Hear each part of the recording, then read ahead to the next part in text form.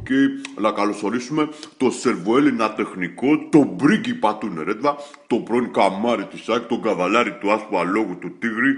Πού είσαι Πανούτσι, άσε τώρα το παραμύθι για το κοσερβοέλληνα και κοίταξε να μου δώσεις πίσω μπράβο εκείνες τις μοσχάζεις μπριτζόλες που μας αμπούκονες τότε στο Πανελλήνιο. Ο Αλέφαντος δεν ξεχνάει, αποζημίωση ζητάει. Οκ, θα σου κάνω το τραπέζι με κοψίδια και αγκινάρες γιαχνή Νικόλα, αν αφήσεις τον Μπάγεβιτς να μιλήσει. Τι να μιλήσει, μωρέ μυρωδιάς, μας κάνει και τον προπονητή. Αυτός ήταν ο τελευταίος προπονητής της Ατλαντίδας πριν χαθεί. Τι να λέμε τώρα, σε παρακαλώ. Πανούτσι, παρακαλώ πολύ. Ντούσαν, δεν μπορεί ακούει άλλο. Πώς βέλες αλέφαντο. Θα σηκωθεί ή να φύγει.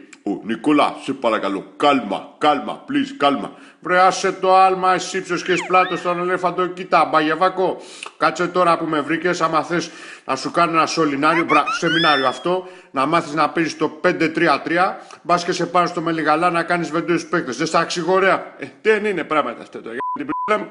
Ντούσαν, ήρθε μιλήσει ντέρμπι, όχι για να ακούσει αλέφαντο. Εγώ φταίω ρε Μπαγεβάκο, που δεν χρώνει τη διάλεξη 500 ευρώ το δευτερόλεπτο. Σαν το Γιωργάκη να πληρώσει τον Αλέφαντο μέχρι τη Δευτέρα απουσία. Τα πάντα όλα.